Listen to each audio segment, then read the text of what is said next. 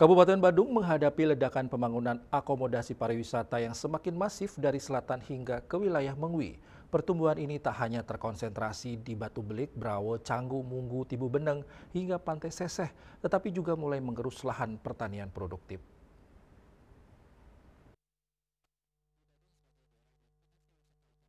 Sektor akomodasi yang berkembang pesat mencakup 5 jenis, yaitu private villa, condo villa, townhouse, dan kondotel yang terkait dengan skema Golden Visa.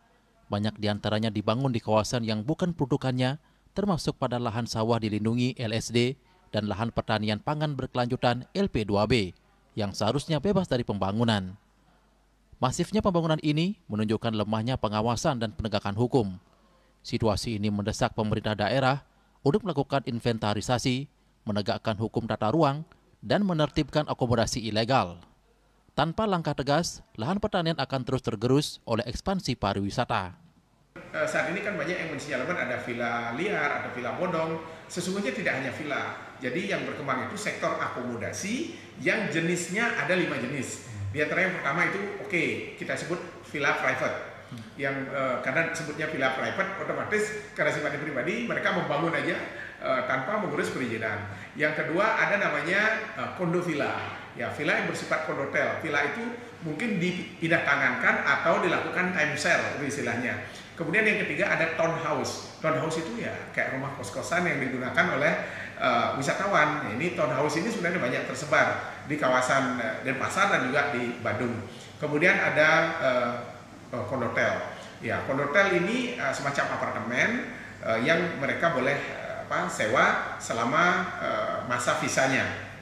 Nah, dan ini mungkin sering terjadi penyalahgunaan. Kemudian juga ada namanya strata title.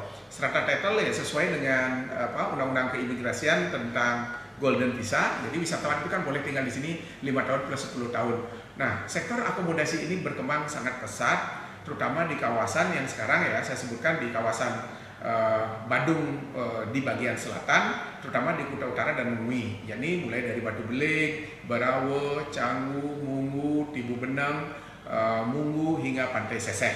Ini berkembang sangat pesat dan ini mereduksi lahan pertanian kita. Nah, oleh karena itu kita perlu ada langkah-langkah yang mungkin kita bisa teruskan apa yang terjadi di Pantai Bingin Pecatu. Untuk bisa pertama dilakukan inventarisasi dengan baik, kemudian dicermati langkah hukum yang harus dilakukan, kemudian sampai kepada eksekusinya.